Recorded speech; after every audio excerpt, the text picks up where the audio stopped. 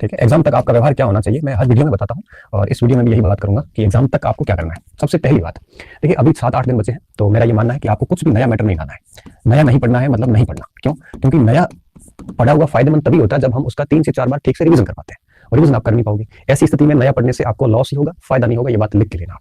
तो जितना पढ़ा है आपने उसी को वापस पढ़ना। ठीक है। अब मार्केट में आप कोई नई किताब देखते हो, नए टेस्ट पेपर देखते हो या नया कोर्स देखते हो तो बच के रहे।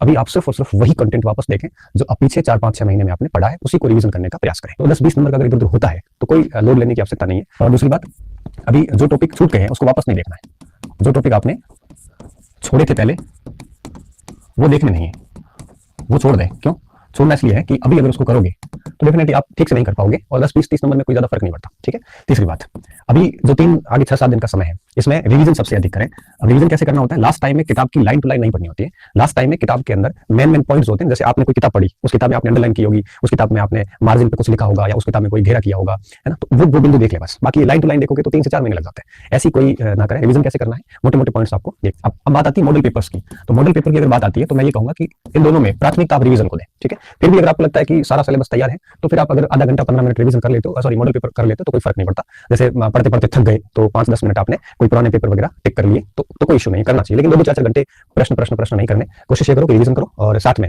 ऐसे आधा घंटा 10 मिनट 15 मिनट कोई मॉडल प्रश्न आता है सामने तो वो देख लो, इसमें कोई लॉस वाली बात नहीं है। ठीक है। इसके अलावा आप अभी कोई टेस्ट वगैरह ना दें। क्यों? क्योंकि अगर आपका लास्ट टाइम स्कोर वगैरह कम हो गया तो फिर आप वही तनाव में आ जाओगे, फिर बहुत बुरा फील करोगे, डिप्रेशन में कई बार बच्चे चले जाते हैं, स्ट्रेस आ जाता है, उसको लगने लगता है कि यार मेरी तो तैयारी नहीं है। ऐसी स्थिति आ सकती है। तो बेहतर है कि लास्ट टाइम में टेस्ट ना दें और उसकी बजाय आप 5-10 15-20 प्रश्न देखते रहे। ठीक है। मॉडल पेपर ऐसे भी फायदा देता है जब थोड़ा सा डिमोटिवेशन होता है, जैसे लगता है कि मुझे कुछ भी याद नहीं। तब हम अगर यहाँ से 10-15-20 प्रश्न करते हैं तो थोड़ा सा कॉन्फिडेंस आता है कि हाँ मुझे आ तो रहा है, क्योंकि जैसे 10 प्रश्न करोगे तो 7-8 हो जाते हैं। तब जब 6-7 हो जाते हैं तो अंदर से अच्छा फील होता है कि हाँ कम से कम मुझे आ तो रहा है, और कॉन्फिडेंस वापस बन जाता है टाइप से। तो ये थोड़ा थोड़ा करते रहे, लेकिन तवज्जो उसको दें रिवीजन को। ठीक है। टेस्ट वगैरह ना दें। अब बात आती है विभिन्न चर्चाओं से दूर रहे। ये चर्चाएं जो है ये आपके तनाव का कारण होता है। ठीक है। क्यों? क्योंकि जितने भी आप मार्केट में कहीं चाय की थड़ी पे जाओगे या लाइब्रेरी में बैठे हो या फिर दोस्तों के साथ बैठे हो, जनरली चर्चा है। कोई कहेगा कि पेपर आउट होते हैं, सिलेक्शन नहीं होंगे, कोई कहेगा कि परीक्षा ही नहीं होगी, कोई कहेगा कि ये होगा वो होगा। ऐसे निरर्थक प्रश्नों पर अपना समय खराब न करें, और बेहतर है कि इन सारी चर्चाओं से हट के एकांत में अपने सिलेबस को एक बार से रिवीजन करने का प्रयास करें। ठीक है। जितनी ज्यादा चर्चा करोगे उतना ही आप है वो अननेसेसरी थॉट्स आपके दिमाग में आएंगे, आपकी थॉट प्रोसेस उस हिसाब से चलेगी, और फिर आपका ध्यान पढ़ाई पे न रह के दूसरी चीजों पे जाएगा। जब ध्यान दूसरी चीजों पे जाएगा तो आप निश्चित तौर पे पढ़ाई का काम ठीक से कर नहीं पाओगे और तनाव में चले जाओगे। तो चर्चाओं से दूर रहे, सिर्फ आप और अपना कंटेंट। इसके अलावा कोई भी बात करने वाला व्यक्ति है तो उससे दूर हो जाए अभी।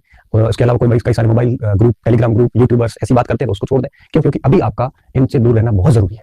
ये ही सबसे बड़ा तनाव का कारण होते हैं। ठीक है। इस प्रकार की चर्चाओं से दूर रहे। ये और किसी से कुछ मत पूछे कितनी कट ऑफ रहेगी या क्या कुछ होगा। ऐसा माइंड में कोई कट ऑफ या स्कोर लेके ना जाए कि मुझे इतना स्कोर करना है। स्कोर लेके कभी मत जाए, क्योंकि पेपर कठिन होते हैं तो आपके दिमाग में जो सोचा हुआ स्कोर है वो नहीं हुआ तो आप टेंशन लोगे, ज्यादा करोगे, नेगेटिव मार्किंग होगी।